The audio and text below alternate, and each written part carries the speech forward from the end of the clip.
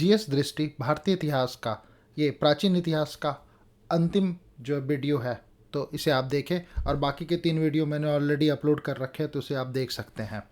तो आते हैं सबसे पहले पूर्व मध्यकाल 800 से 1200 ईस्वी पूर्व तक के बीच में। इसमें पाल वंश थे। गोपाल जो थे उसके संस्थापक थे। उनमें एक जो महत्वपूर्ण शासक थे धर्मपाल, वो एक उत्साही बौद्ध थे जो कि परम सौगात लेखों के नाम के हिसाब से कहलाए जाते थे। उन्होंने विक्रमशिला सोमपुरी में बिहारों की स्थापना की थी। और वहीं पर एक शासक जो थे वो देवपाल थे, जो कि बौद्ध मतानुयायी थे, और उन्होंने 5 गांव दान में दिए थे। और उन्होंने ही नालंदा में एक बौद्ध विहार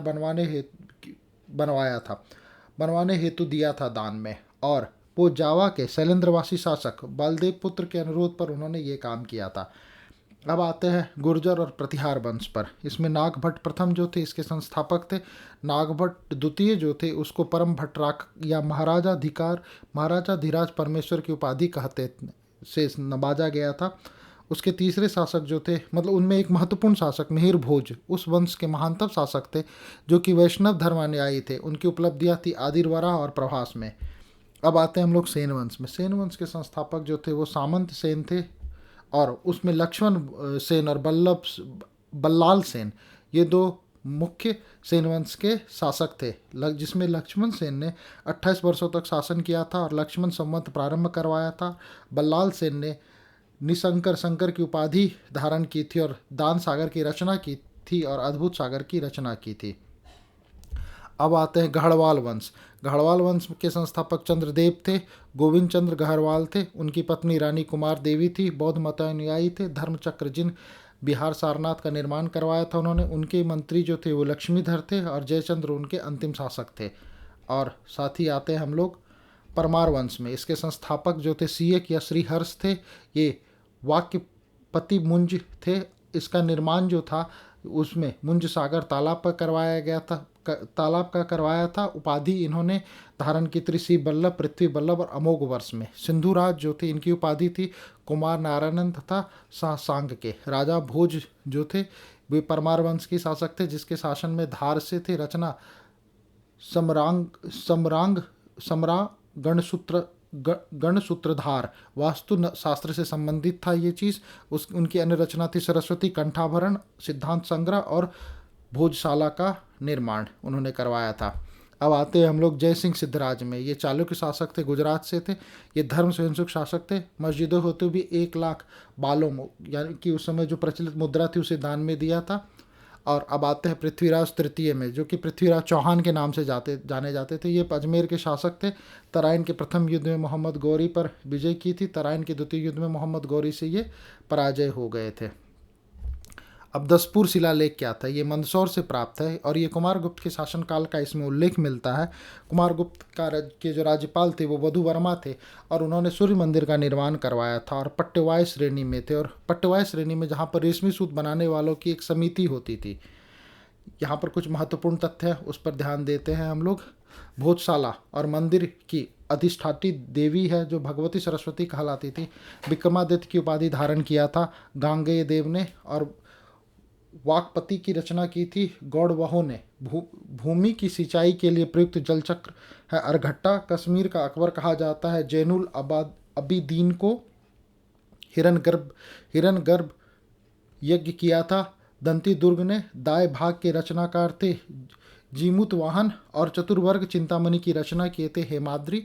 और सैन्य छावनी में पैदा होने वाले राष्ट्रकूट शासक थे अमोघ वर्ष। और धर्मपाल से संबंधित लेख जो थे वो खालिमपुर लेख थे। पृथ्वीराज रासो के रचयिता चंद्रबरदाई थे और परमाल रासो के रचयिता जगनिक थे। अब आते हैं विग्रह राज चतुर्थ के बारे में। इसका शासनकाल 1153 से 1163 था।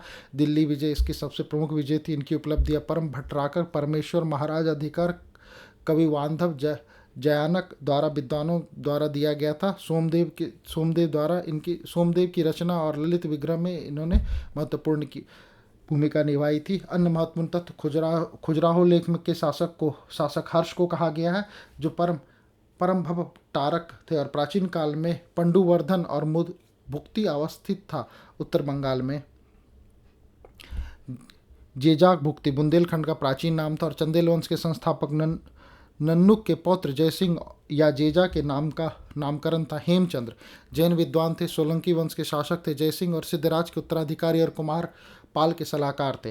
प्राचीन भारतीय इतिहास में अब हम विविध देखते हैं। इसमें बैल जो थे वो तीर्थकर प्रतीक के चिन्ह क्या क्या थे, तो बैल जो थे वो ऋषभ देव के थे, हाथी अजितनाथ के थे, अश्व संभवनाथ के थे, कमल पद्म पद्मप्रभ के थे, स्वास्तिक सुपार्श्वनाथ के थे, कलश मल्लिकानाथ के थे, नीलकमल नाभीनाथ के थे, शंख नेमिनाथ के थे और पार्श्वनाथ के जो सर्प थे, और महावीर स्वामी के जो थे वो तीर्थकर चिन्ह जो वो सिंह थे। और अब आते हैं हम लोग भारतीय प्राचीन इतिहास के विविध में। इसमें शैव वंश जो थे ये लिंगायत और वीर शैव संप्रदाय के थे। इनके प्रवर्तक अल्लभ प्रभु और उनके शिष्य बशव 12वीं शताब्दी में दक्षिण भारत में व्यापक रूप से प्रचार उन्होंने किया था। कपालिक संप्रदाय थे, इनका प्रमुख केंद्र श्रीशैल था और मालती माधव और भवमूति कृत के अनुसार था। नाथ प्रंथ संप्रदाय थे, 10वीं सदी के अंत में मत्स्येंद्र नाथ ने चलाया था। शिव को आदिगुरु मानते हुए 9 नाथों को दिव्य पुरुष के रूप में मान्यता दी थी। बाबा गोरखनाथ द्वारा 10वीं और 11वीं शताब्दी में अधिकाधिक प्रचार प्रसार किया था। और अब आते शाक्त संप्रदाय में। इष्ट देवी शक्ति शैव धर्म के साथ घनिष्ठ संबंध था। प्राचीनतम प्रागैतिहासिक युग तक था। वर्तमान में 3 प्रमुख केंद्र थे, कश्मीर, कांची, कामाख्या। कोल मत के सिद्धांत के अनुसार शैव धर्म के प्रमुख से संबंधित प्रमुख मंदिर थे राजराजेश्वर मंदिर तंजौर तमिलनाडु, शिव मंदिर भूमरा मध्य प्रदेश, नटराज मंदिर चिदम्बरम तमिलनाडु, विरूपाक्ष मंदिर हम्पी कर्नाटक में और विश्वनाथ मंदिर वाराणसी उत्तर प्रदेश में। अथर्ववेद में रुद्र के अन्य नाम जो है वो पशुपति, भव, सर्व और भूपति हैं। महामाध्य पतंजलि 2री सदी ईस्वी पूर्व में शिव की मूर्ति बनाकर पूजा करने का इनका उल्लेख मिलता है। और शिव की और कुमार संभवम कालिदास ने शिव की महिमा का गुणगान किया है। नयनार संत जो है संत, इसमें कुल संतों की संख्या 63 थी। और पल्लव काल में दक्षिण भारत में शैव धर्म का प्रचार प्रसार हुआ था। अब आते हैं समुद्रगुप्त के 8 प्रकार की स्वर्ण मुद्राएं थी। उन्होंने मानक, गरुड़, धनुर्धारी, राजा रानी, कांच, परशु, अश्वमेघ, वाग्रहनन और वीणा वादन का किया था। महत्वपूर्ण तथ्य आते हैं। पुष्यमित्र और हुनों के साथ स्कंदगुप्त के युद्ध का वर्णन मिलता है जो भित्री स्तंभ लेख में है। अशोक स्तंभ मूलतः कौशाम्बी में स्थित था। इसे इलाहाबाद में स्थापित कराने वाला शासक का नाम अकबर था। गुप्त शासकों ने सर्वप्रथम सिक्के जारी करने वाला शासक चंद्रगुप्त प्रथम था। गुप्त शासकों द्वारा जारी किए गए चांदी के सिक्के का नाम रूपक था। गुप्त काल में कला एवं साहित्य में हुई प्रगति के आधार पर इस काल का अन्य नाम प्राचीन भारत का स्वर्ण युग पड़ा था।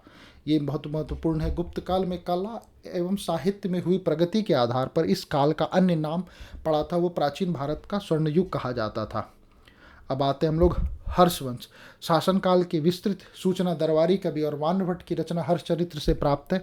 आंशिक सूचनाओं का स्रोत कल्हनकृत राजतरंगिणी है, यानी कि राजतरंगिणी किताब जो वो कल्हन ने लिखी है। चीनी स्रोत जो हर्ष और राजश्री दोनों एक साथ कन्नौज के राज सिंहासन पर बैठते थे। इनकी राजधानी थानेश्वर से कन्नौज स्थानांतरित की गई थी। कन्नौज विभिन्न धर्म एवं संप्रदायों के आचार्यों की एक विशाल सभा का आयोजन था जिसमें 20 देशों के राजा सम्मिलित होते थे और सभा के अध्यक्ष जो था वो ह्वेनसांग ने किया था। तो ये थे जीएस दृष्टि के भारतीय इतिहास के प्राचीन इतिहास का सारा जो है आपको पिक्चोरियल रिप्रेजेंटेशन और इस तरह से थे। इस तरह के वीडियो के लिए आप हमारे इस यूट्यूब चैनल से बने रहे। धन्यवाद।